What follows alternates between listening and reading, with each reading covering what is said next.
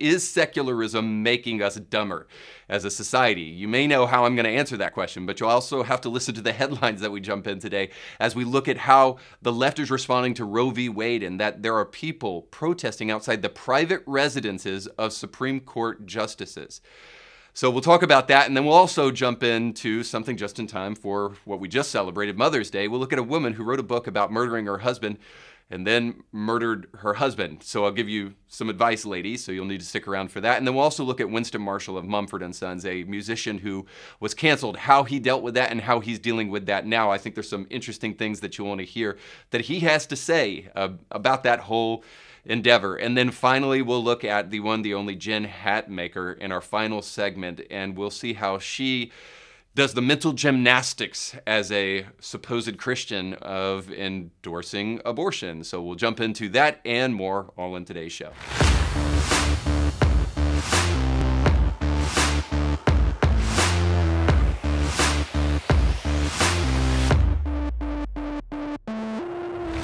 Hey, thanks so much for watching the show today. Don't forget to like, share, and subscribe. And if you haven't done so already, what are you waiting on? Procrastination is ultimately going to be the death of you. You need to go over and give us a 5-star review if you're watching on Apple or even on Spotify. Give us a 5-star rating and let us know what you think about the show. We'd be very appreciative of that. I hope you had a great Mother's Day. I hope that you ladies got the care and the love that you do truly deserve. It never escapes me on Mother's Day that eventually Father's Day is going to come around, and then what I do is I call that like Mother's Day Part 2, because actually it's really fathers deserve a lot of credit, and we desperately need fathers. But I mean, come on, the women of our home, a lot of guys know it, are just really the backbone of our homes, and they deserve a lot of recognition and attention, especially because some of them are still trying to raise their husbands along with their kids. So full-time job for sure. So happy Mother's Day. I know it's a little belated, but hope you had a good time celebrating over the weekend. Now, we've got some really, really great stuff to jump into today, but I want to make sure to quickly say that this show is sponsored by our friends over at the Kevin Blair team and the mortgage company Element Funding. So if you have any mortgage needs, what are you waiting on? The Fed has already promised 7 hikes before the end of the year. 7 hikes. Thanks so much, Joe. And what we've already seen is there is no bottom to the floor of Joe Biden's presidency, so who knows if it's even going to be more than that. But suffice to say, interest rates are going up, so now you need to jump on the bandwagon of purchasing a home for your family before they go even higher. So what you want to do is you want to go to kevinblairteam.com right now. Get pre-qualified for a home. You can even get pre-qualified for refinancing your home before those interest rates go up. And who knows when they're going to go back down. Probably 2024 and then to that before it happens. Just a little prophecy for you folks. But nonetheless, what are you waiting on? It's time to go now. So go check them out today and make sure to get a great rate while you can. And then if you do, make sure to let them know that Indie Thinker sent you. I'll never forget collecting water one time as a pastor of a church in Cincinnati. People were affected by a flood, and so we were collecting water and other things like non-perishable food items and the like, and other goods for people. And we were posting about this, and we got about 15 likes, just to let, we were posting to let people know that we were there. And while we were there, LL Cool J showed up, right? Cool, I get it. He's looking at some property, and so while he's there, he drops some money and lets us take some selfies. We post those, and within 10 minutes, we get like 200 likes. And remember, 15 before. So I get it. We have a celebrity-obsessed culture, and they'll like pictures like that. And then on Instagram, just food for thought here, the most liked picture next to the second most liked picture, which is a picture of Kylie Jenner's butt, the most liked picture is a picture of a farm fresh egg. And that is the most liked picture in all of Instagram, sitting at something like 50 million likes. I can't even remember, but it's just a reminder that the dumbest things get all the attention on social media, while the most valuable and important things are placed to the side. And could it be that as our nation drifts away from biblical Christianity, that this is what we can expect? Inane content that racks up likes and hearts by the thousands and by the millions. And by the way, that's rhetorical, because the answer is yes, we can come to expect this kind of ridiculousness. For all the value that social media can bring to us, in general, we are becoming way less decent as a secular people. Case in point, over Mother's Day weekend of all things, a pregnancy center in Wisconsin was burned by protesters over the decision of the Supreme Court to potentially overturn Roe v. Wade.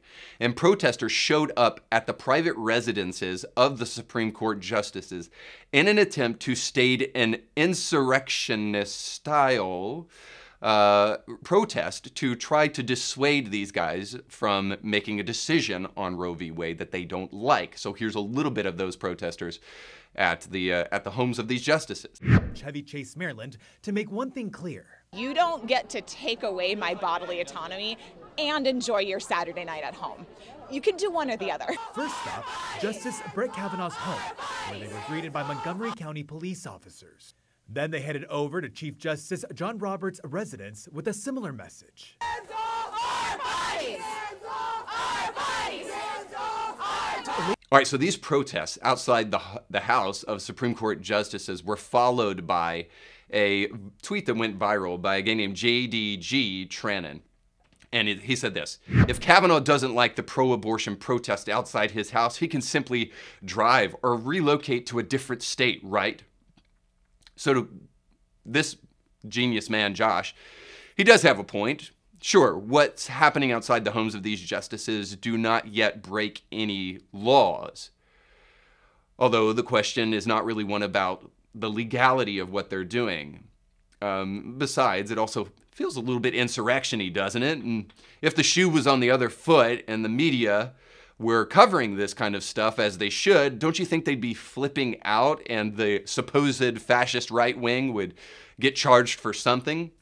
So these people can do this outside these guys' house, but it doesn't make it right. There's all sorts of things that are legal, but you are a scumbag if you do them. But honestly, it's not surprising that this kind of behavior online gets liked by people because, I mean, at least in the Roe v. Wade case, we're talking about people who believe in dismembering children in the womb. So, you know, no wonder they think it's perfectly decent behavior to go outside of Supreme Court justices' homes. But beyond the insanity of social media and beyond the indecency of people in society, maybe there's kind of a third point underneath all of this that's really the point, I guess, at the end of the day, is that as we become more secular, we are getting stupider. And by secularism, I mean the removal of faith from the public square. As we move further from it, are we not becoming a little bit denser? I have to make this quick, so forgive me for the succinctness. But is reality caused or uncaused? Do laws like the law of motion and law of gravity appear from nothing? Is the fact that our planet is in a privileged position to maintain life really just an accident? If we find that there may be some rationality behind the things that we see every single day, we may have to make an obvious and very clear conclusion that people don't want to admit to, and that is that there is a creator behind the creation. And to deny that ultimately looks like mental suicide. It takes more faith to be an atheist than it does to be a Christian. So that's why I say secularism is making us dumber.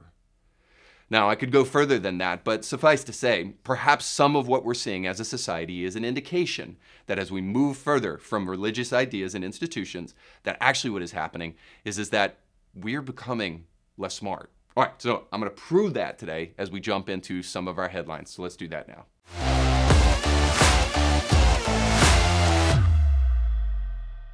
So Democrats are mad that Roe v. Wade and, more importantly, Casey, which is really the more important of the two, but doesn't get as much hype just because Roe v. Wade has a little bit more public eye. Democrats are mad because that could be overturned by the Supreme Court, and as you saw in the clip I showed earlier, are protesting outside the private residences of Supreme Court justices. So I have a thought here, and it will roll into kind of the responses that the left is kind of throwing out there as a result of this Roe v. Wade thing. So my thought is that you can either be evil or you can just be dumb. And I give too much credit to the people I'm about to show you to just say that they're purely dumb. Now, some of them may be, because we're going to show some people on The View, one in particular. And so there may be room for that. But I think the other kind of solution there is way more feasible, that these people are just evil. Because what this actually is a political attempt to try to, this is kind of like magic sleight of hand, like don't look at what I'm doing over here, just look at this hand. So what they don't want you to see is all of the horrible policies of the left that have just absolutely riddled this country with bullet holes, metaphorically, that have happened under the Biden administration. So don't look at how bad we are at this. We want you to get mad, because when you're mad and emotional, you don't think clearly about stuff. And so I think this is all for purely political gain. And then I can only implore, more than likely you agree with me if you're watching this show, but my hope is that I'm also reaching people who don't, and I know that I do. So for that reason, I would encourage you to think clearly about what we're about to show you, because what I'm going to show you is I'm going to show you arguments coming from the left right now, and then on the background, I want you to think about the pro-life argument that I'm going to share with you right now. So let's first jump into our estimable, inimitable Kamala Harris doing her best Greta Thunberg impression. So here's her doing that. The use of the law against women. Well, we say, how dare they? How dare they tell a woman what she can do and cannot do with her own body? How dare they? How dare they try to stop her from determining her own future? How dare they? All right, so first of all, two things. One, I think the fact that she's standing up there talking about women's rights, but she won't even credit Greta Thunberg for the impression, I think she's stealing material from other women and not crediting them, so there's that. But then the second thing is this. She's making a statement of moral indignation. Now, I'm going to get into this in just a moment, but moral indignation about not being able to abort your baby. Forgive me if that doesn't seem hypocritical. And the rage, right? The rage you will see seeping through all of this. So you just saw it from Kamala, but now here is Grandma Warren giving her best Karen impression, showing how outraged she is that people will not be able to abort their babies. So here's that. I've never seen you so angry. You seem to be... This is what the Republicans have been working toward this day for decades. They have been out there plotting, carefully cultivating these Supreme Court justices so they could have a majority on the bench who would accomplish something that the majority of Americans do not want.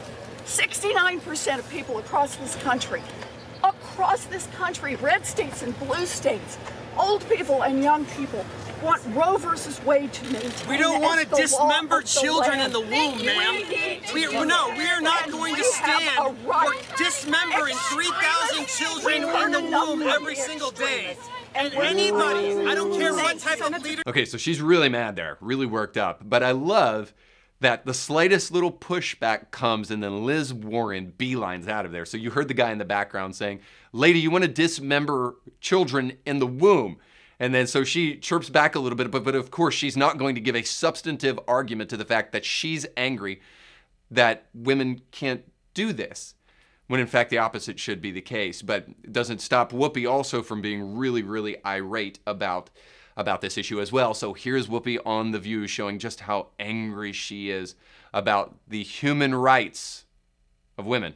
This law came about because people wanted people to have somewhere safe and somewhere clean. It has nothing to do with your religion. This is not a religious issue. This is a human issue. If you care about me as a human being. All right, so Whoopi there is giving us just gold, not to mention, the hypocrisy of her whole COVID thing. People telling me what to do with my mask, like you were the one telling people what to do with their mask. And you were the one telling people, go get your vaccine.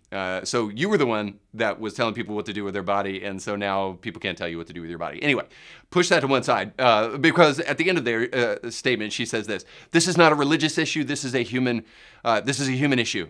Well, actually, this is exactly what the pro-life community believes. We believe this is a human issue because we believe the baby in your belly is a human. We'll roll back to the religion thing, but before we do that, just one more. So here's Anna Kasparian on the Young Turks. I mean, you know what you expect from these guys, but here's her yelling at the camera. We don't even have paid family leave.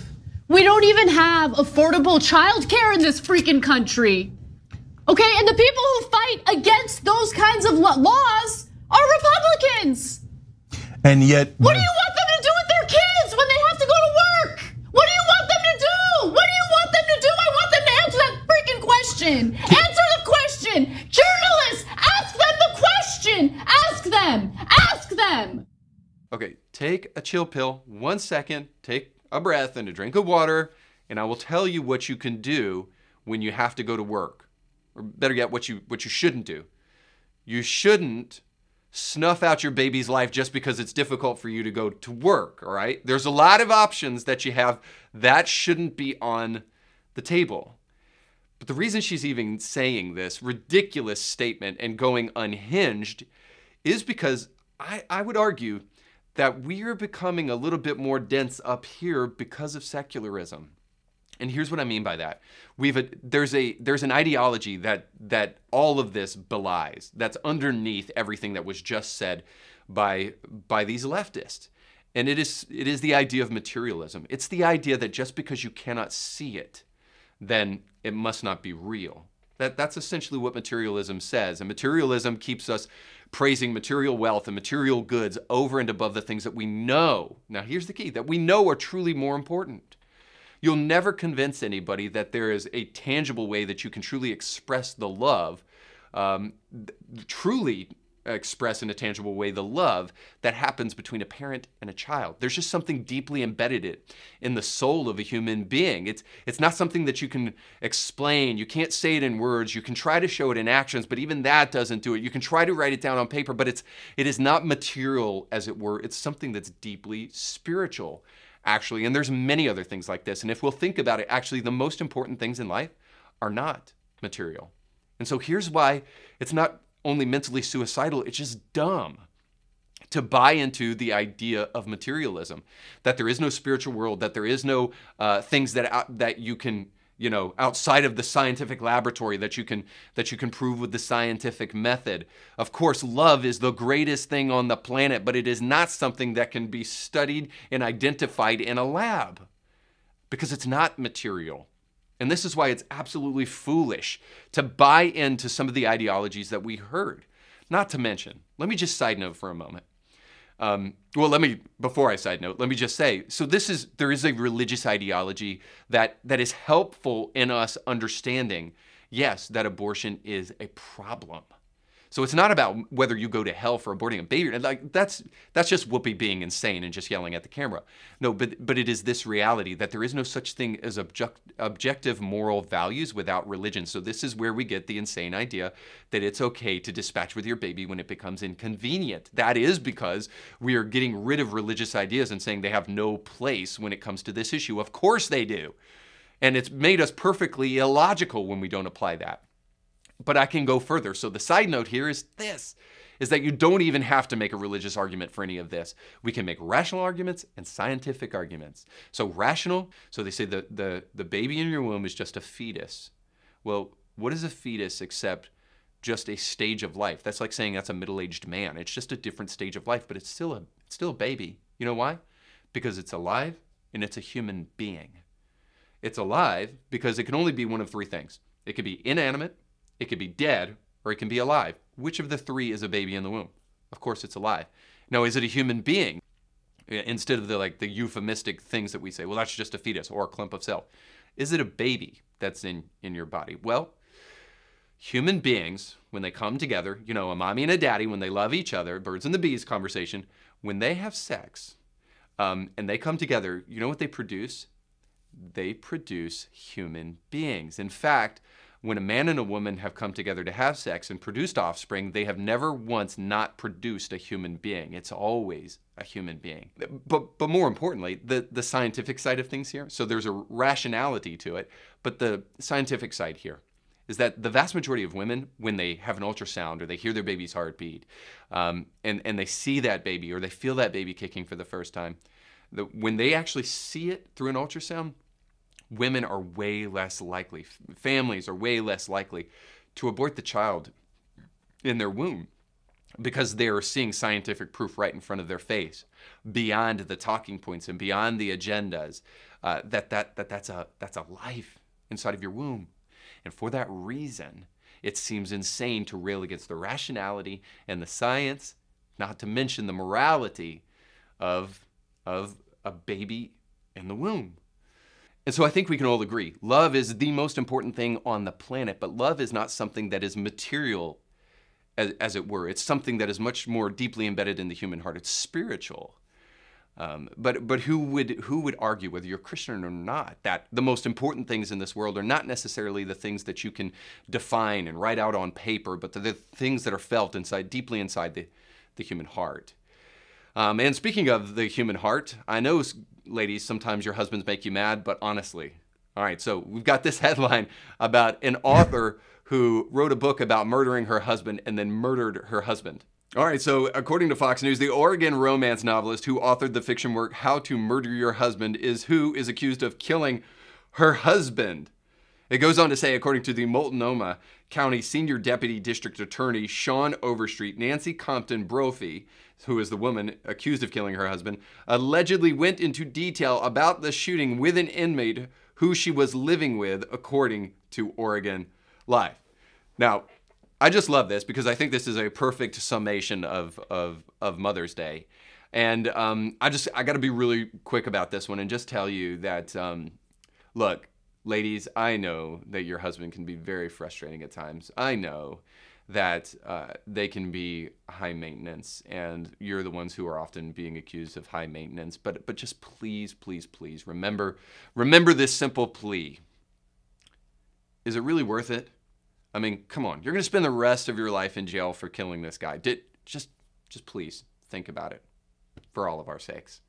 All right, let's go on to our final headline where we look at Winston Marshall, who is the former banjoist of the group Mumford & Sons. Now, I don't know anything about Mumford & Sons and not really into that kind of folksy music, but I am kind of into the idea that people want to express that cancel culture doesn't exist or that it's just accountability culture. So how are we truly holding people accountable, and what's going on that deserves the cancellation of some people in society today?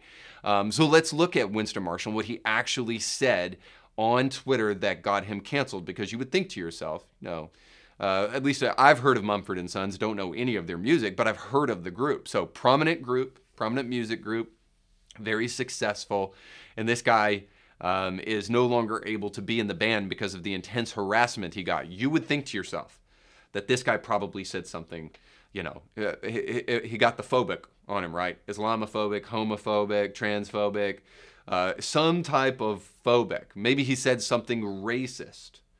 You know, he got some type of ism. But here's what he actually said. Congratulations at Andy No. Finally had time to read your important book, You're a Brave Man. That's it. Now, I know some of you are asking the question, what book is he talking about? Well, he's talking about the book written by journalist Andy No, who has written prolifically about Antifa. And in his book, Unmasked, he goes into detail about the way Antifa works and his reporting in Portland and what he saw of Antifa on the ground. And so this is what Marshall was saying, is that I read the book and I thought it was very important and you're a brave man. And so for the record, I would say Andy No is brave because he is speaking about a group of people who did this to him. Yo!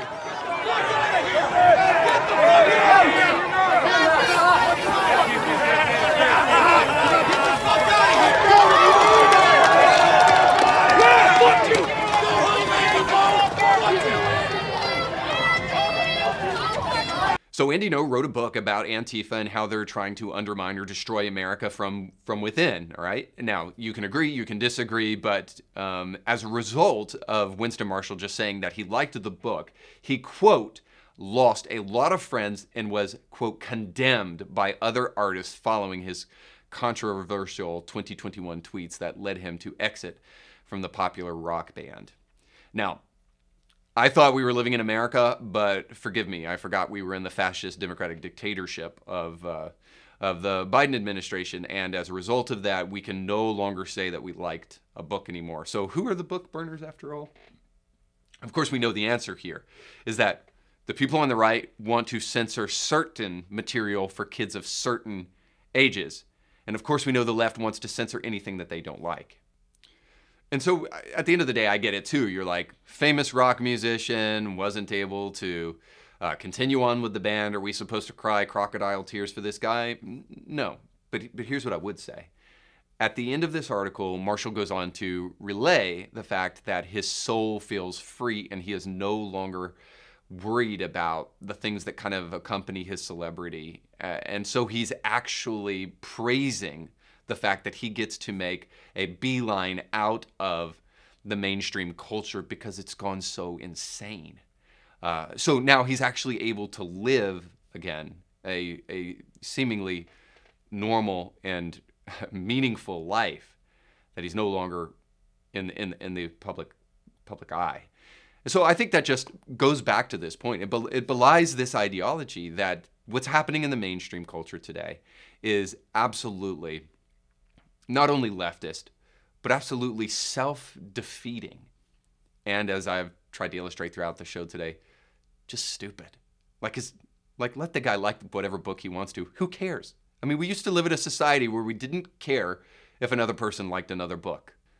Like where we actually had enough of a life on our own that we picked up a book of our own and didn't care what our neighbor was reading.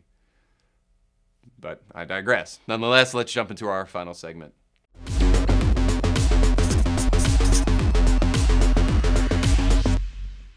So Jen Hatmaker, who is a self-deceived and self-professed Christian, voiced her support for abortion recently and called opposition to abortion actually political theater. So let me just lay this out here for those who don't know.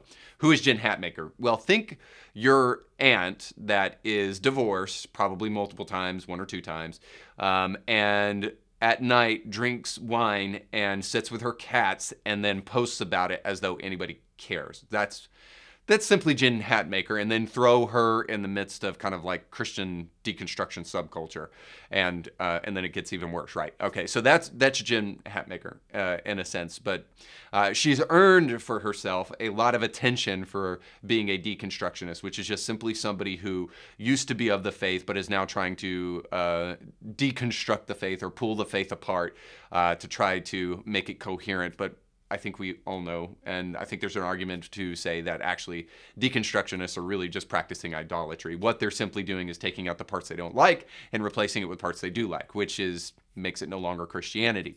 But needless to say, we see that here with Jen Hatmaker in her comments on abortion. So she said this in this Christian Post article. She said, quote, "Making abortion illegal doesn't lower abortion rates." Well, here's what I can tell you. It's worth a shot, right? Let's just try it and find out, Jen. I mean, 60 million abortions since Roe v. Wade was made the law of the land. So I think we could at least just, long shot out there and just say, hey, let's turn it over to a state's issue where, by the way, there will certainly be states that are blue that are going to allow abortion in all sorts of literally ungodly time frames up to and beyond even birth. This is what is happening in California right now with AB 2223. Look it up yourself. So it's not eliminating abortion, but I think what we will find is that when red states inevitably really severely restrict or outlaw abortion in those states, that perhaps we might see fewer abortions. Just wild guess, but that's just me. And we say our society is not getting dumber. But back to the kind of overall assertion here that Christian Republicans are practicing political theater, or Christian conservatives, or let's even put it more broadly, anybody who's pro-life. They're practicing political theater because, quote, "If this rabid energy were genuine, it would come backed with the staunchest advocacy for free birth control, comprehensive sex ed, maternal health care, and paid maternity leave." So let me get this right. If we don't give you your social programs, ultimately what's going to happen is you're going to hold your baby in the womb hostage and say, "I'm going to kill this baby if you don't give me paid maternity leave." There may be a place for robust conversation about this, but it's not actually in the abortion debate. Because you don't get to kill your baby just because you want maternity leave or paid health care or comprehensive sex ed. And let's just focus on the comprehensive sex ed for a moment. So I'm going to kill my baby is the argument here. And if you don't like that language, because my wife doesn't like it when I say that, so I'm going to be a little bit more sensitive here. We abort the children in our womb, which essentially ends the life of a baby in the womb. We do that if you don't give us comprehensive sex education. Now, here's the question here. I'm just going to throw one out there. I know this is wild-eyed, but do we really need comprehensive sex education? Like, I don't think we should be teaching sex education at all in schools, much less comprehensive sex education.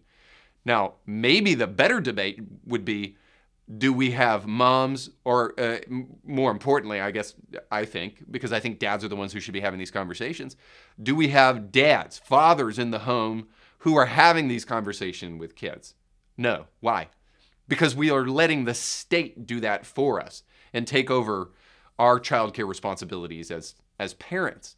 So comprehensive sex education is actually probably the problem more so than anything else. I know you thought I was going to make a religious argument against comprehensive sex education. No, I'm just telling you that I don't need my trans furry third grade teacher wearing a dress and that has a beard telling my, teaching my kid about comprehensive sex education. Sorry, don't need that.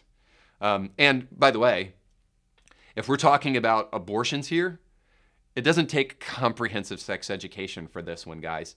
It's just a real simple fact here. Men, women, birds and the bees, when they come together and they really, really like each other, they end up having babies.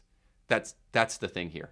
So yeah, if you want to teach that in school, when boys and girls have sex and you're of the appropriate age, you can start producing children. Yeah, let's start reminding ourselves of that, and then maybe start practicing it a little bit less when kids are not supposed to be doing these kind of things because they don't have the mental or mature capacity to actually be taking care of kids.